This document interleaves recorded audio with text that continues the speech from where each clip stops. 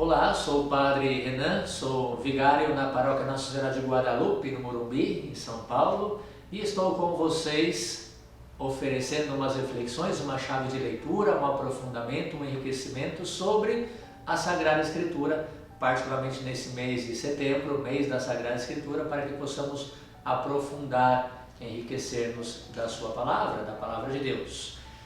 Durante esse mês, em um primeiro momento, eu tentei oferecer a vocês uma chave de leitura que nos desse uma visão unitária entre o Antigo e o Novo Testamento, para a gente entender como única história da salvação, único plano de Deus. Em segundo lugar, ofereci uma reflexão sobre o livro de Jó, que eu achei que era muito significativo, muito importante para nós na nossa atualidade. Se trata do sofrimento do inocente, como que a pessoa que busca a santidade, que busca o bem, que vive o amor, sofrendo provações, vive diante dessa provação, aceitando o querer de Deus em suas vidas. Aí está o livro de Jó que nos responde. Em terceiro lugar, ofereci uma reflexão, uma introdução sobre os evangelhos, partindo da vida e da experiência de cada um dos evangelistas, para tentar entender por que ele escreve aquela experiência. Particularmente é porque ele viveu aquela experiência na sua própria vida. E hoje eu queria, como conclusão desse mês da Sagrada Escritura, desse mês de setembro, eu queria oferecer a vocês uma reflexão sobre algumas passagens do Evangelho, mas que para mim são muito significativas. Uma espécie de leitura orante da palavra, se querem, ainda que não vai ser perfeitamente o método da leitura orante, uma reflexão sobre passagens que eu particularmente acho importante para nós, porque são passagens que eu chamo o Evangelho da Misericórdia. Nós poderíamos falar sem dúvida aqui de São Lucas, né? Mas como já é uma passagem tão comentada, parábolas da misericórdia, o filho pródigo, a ovelha perdida, a moeda perdida, eu não vou deixar um pouquinho de lado São Lucas e comentar outras duas passagens que nos podem ajudar sobre isso, o Jesus que perdoa, o Jesus que oferece a sua misericórdia. Eu sinto que também nós temos que sentir-nos amados, perdoados, sentir que temos um Deus que está do nosso lado não para nos condenar, mas para nos perdoar e que espera de nós também essa busca do perdão e da misericórdia que Ele já nos está oferecendo todos os dias. Basta que nós nos aproximemos dele. Então hoje vamos falar sobre o Evangelho da Misericórdia, umas reflexões, né? Uma chave de leitura principal da Sagrada Escritura que nós tentamos trazer ao longo desse mês é que Deus nunca abandona o seu povo. Porém, o fato é que às vezes nós sentimos que mesmo sabendo que Deus não me abandona, mas que eu abandono Deus. E esse drama da nossa vida experimentamos tantas vezes. Mesmo sabendo que Deus não me abandona, eu o abandono tantas vezes. O que fazer diante disso? Mas é algo que eu queria oferecer a vocês hoje. A experiência do perdão, a experiência da misericórdia. Então hoje vamos abrir a palavra de Deus e ver o que Deus nos fala sobre isso. Se me permitem, então hoje vamos sim ler a Sagrada Escritura, depois de tudo o que já temos falado ao longo desse mês. Espero que aproveitem também essa reflexão partindo já do texto, que é a primeira vez nesse mês que eu faço isso, pegando aqui o texto da Sagrada Escritura. Então, ofereço hoje essa reflexão sobre o Evangelho de São Mateus, capítulo 21, versículo 28 e seguintes. Mateus 21, 28. Vamos ler a Sagrada Escritura. Lembrando que Mateus já falei na semana passada, o evangelista judeu que escreve a judeus, que quer mostrar que a mensagem de Cristo é a mensagem que já foi preparada lá atrás, que é o Messias prometido e que vem ao nosso encontro. Mateus 21, 28. Que vos parece? Um homem tinha 2 filhos. Dirigindo-se ao primeiro, disse-lhe: meu filho, vai trabalhar hoje na minha vinha. Respondeu ele: não quero. Mas em seguida, tocado de arrependimento, foi. Dirigindo-se depois ao outro, disse-lhe a mesma coisa. O filho respondeu: sim, pai. Mas não foi. qual dos dois fez a vontade do Pai? O primeiro, responderam-lhe. E Jesus disse-lhes: em verdade eu vos digo, os publicanos e as meretrizes os precedem no reino de Deus. Então vamos ficar aqui com a leitura e a reflexão que eu ofereço a vocês dessa passagem maravilhosa, que é um evangelho que nos fala de misericórdia, que nos fala de perdão, porque o que é o nosso pecado, senão às vezes que nós falamos não para Deus? Nosso pecado é quantas vezes eu digo não para Deus, que é o meu Pai, que é o meu Senhor, que é o meu amigo. Mas na confissão, o que acontece na confissão é que nós nos arrependemos e voltamos a dizer sim para Deus. Então temos aqui na passagem que eu acabei de ler, 2 filhos. Um filho disse: não, pai, não vou. Só que depois ele se arrependeu e foi. Depois tem o outro filho que disse: sim, pai, estou indo, mas nunca foi. E Jesus pergunta: qual dos dois agradou mais o pai? A resposta é aquele que disse não, mas porque ele se arrependeu e foi. Então você e eu, como o nosso pecado, dizendo não para Deus tantas vezes, em cada confissão, em cada momento de arrependimento, em cada vez que experimentamos a misericórdia, nós repensamos e arrependidos queremos dizer sim para Deus. Qual foi a conclusão dessa passagem? Que aquele filho que disse não muitas vezes, mas se arrependeu e está dizendo sim, foi o filho que mais agradou a Deus Pai, ao Pai. Você e eu, mesmo com tanto pecado, sempre que nos arrependemos e buscamos o perdão, temos, porque é a palavra de Deus, temos que nos sentir os filhos que mais agradam a Deus Pai. Olha a grandeza do perdão, olha a grandeza da misericórdia, porque Jesus se alegra com o coração arrependido, porque Jesus se alegra com aquele pecador que arrependido vem pedir perdão e buscar a misericórdia. Somos os filhos que mais agradamos a Deus Pai quando buscamos o perdão e a misericórdia. Então, por isso se fala que Deus é exagerado. Quando buscamos o perdão, Ele nos oferece o perdão e nos oferece muito amor. Como é possível, Padre, que com os nossos pecados nós sejamos aqueles que mais amamos a Deus Pai? Porque é a palavra de Deus. E se você não acredita nessa palavra que eu acabo de ler, vamos lá então, porque diz o Senhor: os meus pensamentos não são os vossos pensamentos, nem os vossos caminhos são os meus caminhos, diz o Senhor. Isaías 55:8. Pois não desejas sacrifícios, senão eu os daria. Tu não te deleitas em holocaustos. Os sacrifícios para Deus são o espírito quebrantado e um coração quebrantado e contrito não desprezarás, ó Deus. Salmo 51. Ide, porém, e aprendei o que significa misericórdia quero, não sacrifício, porque eu não vim chamar os justos, mas os pecadores ao arrependimento. Mateus 9:13. Digo-vos que assim haverá mais alegria no céu por um pecador que se arrepende, do que por 99 justos que não necessitam de arrependimento. Lucas 15:7. Poderia seguir falando da palavra de Deus, da grandeza da palavra de Deus e particularmente de uma palavra que mostra que mesmo eu sendo imensamente pecador, quando o meu coração está arrependido e eu busco pedir perdão, busco o perdão e a misericórdia, Jesus se alegra, Deus se alegra, o Pai se alegra, eu sou o filho que mais agrada ao Deus Pai. Que maravilhosa passagem essa da misericórdia.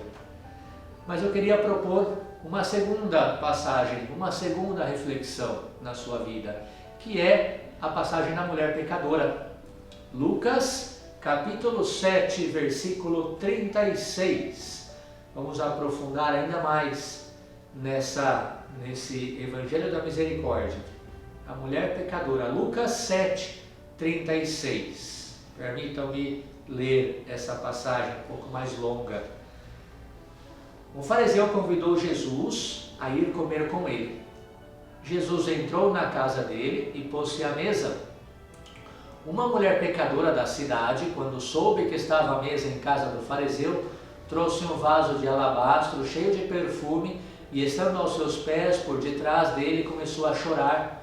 Pouco depois, suas lágrimas banhavam os pés do Senhor e ela os enxugava com os cabelos, beijava-os e os ungia com o perfume.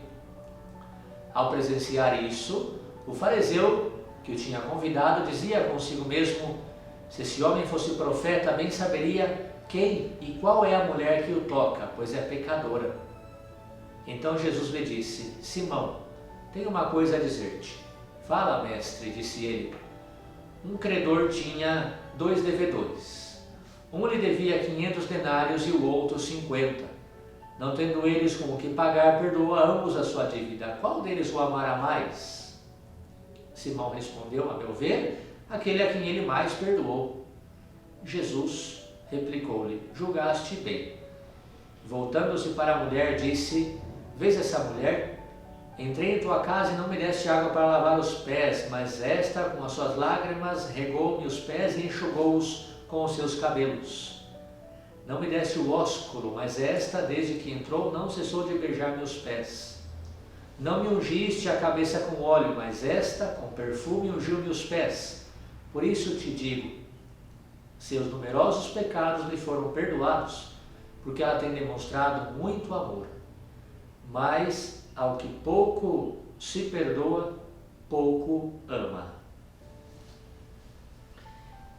Maravilhosa essa passagem também, que nos mostra um Jesus que perdoa, aquele que perdoa mais a quem ama mais. E é bonita essa passagem porque se trata de uma mulher que sofre, que sabe que pecou, que se sente humilhada pelo seu pecado, que se sente suja pelo seu pecado, que se joga no chão para ser pisada pelo seu pecado, se sente um lixo, se sente nada. E quantas vezes vocês e eu nos sentimos assim, humilhados, com vergonha, sentimos um lixo pelo nosso pecado.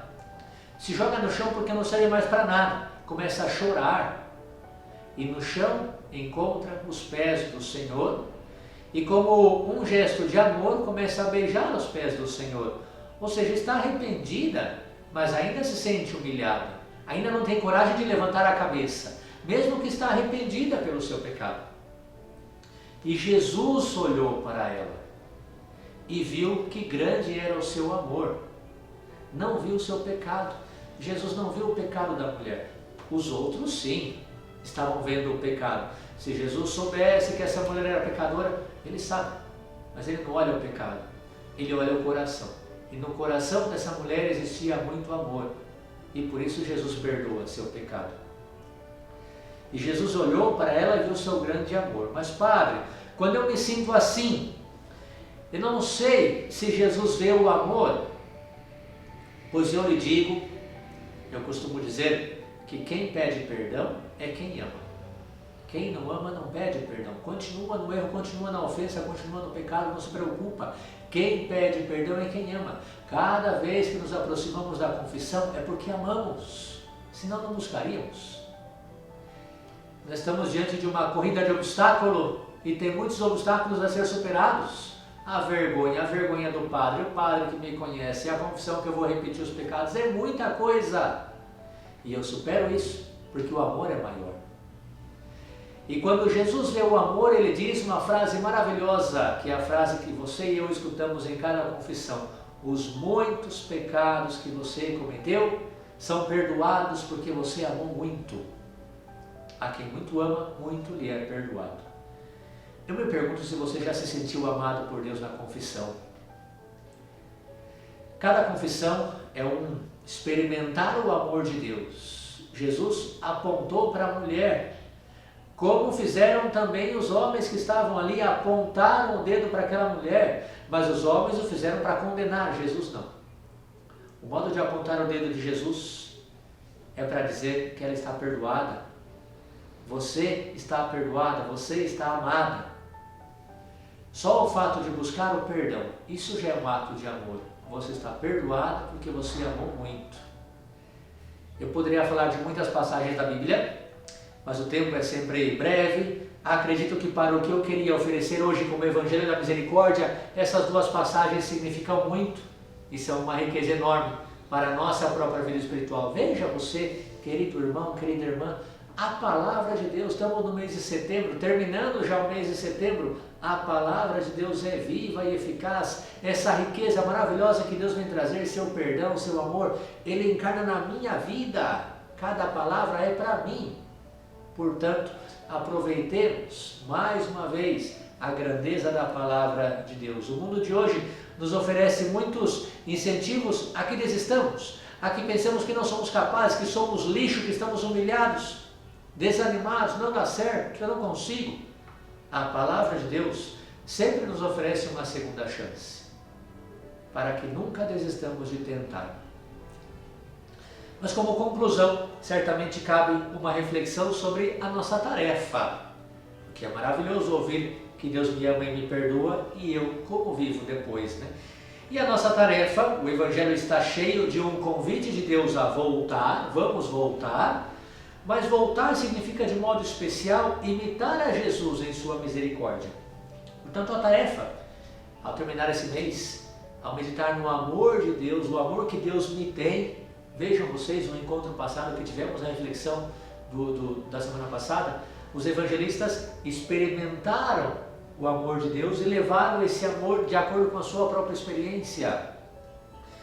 Então, o convite que eu faço é que nós, tendo experimentado esse amor da palavra de Deus ao longo desse mês, a partir de agora, levemos esse amor aos nossos irmãos e irmãs. Testemunho, perdão, misericórdia, amor. Tudo o que nós sabemos que precisamos no nosso mundo. Que você seja um testemunho do amor de Deus para todas as pessoas que encontrem na sua vida. Quero de novo fazer o convite a continuar crescendo no amor, na intimidade com a palavra de Deus. Nós temos na nossa lojinha, no nosso bazar, lá na paróquia Nossa Senhora de Guadalupe, Bíblias para que você adquira, para que você dê de presente, para que você deixe na sua casa, não guardado no meio do pó, mas aberta, que você leia, que possa rezar em família, que possa dar aos membros da sua família. Vai, então, visite nossa lojinha com tudo o que temos ali, mas também nesse mês de setembro, que já está acabando, que você possa adquirir, caso não tenha ainda, a Sagrada Escritura, a Palavra de Deus. E termina o mês de setembro, então a Bíblia já não serve para nada? Não, Senhor, muito pelo contrário. Eu quis com você oferecer essas reflexões ao longo desse mês, para que valorizemos mais a riqueza, a grandeza, a graça de termos a Palavra de Deus revelada, a Palavra de Deus escrita. Mas agora é para que continuemos desfrutando dessa Palavra. Portanto, não é terminar o mês de setembro, guardar a Bíblia e não ler mais. Muito pelo contrário. Isso que nós fizemos aqui é para ajudar você a valorizar mais a Sagrada Escritura. Portanto, continue ao longo dos seus meses, da sua vida, meditando, rezando, lendo, aprofundando na Palavra de Deus, na Sagrada Escritura. Espero que tenha ajudado a viver mais intensamente esse mês da Bíblia e com esse propósito de levar essa experiência aos nossos irmãos e irmãs na nossa caminhada. Que Deus lhes abençoe e fiquem sempre com a minha bênção, em nome do Pai, e do Filho e do Espírito Santo. Amém.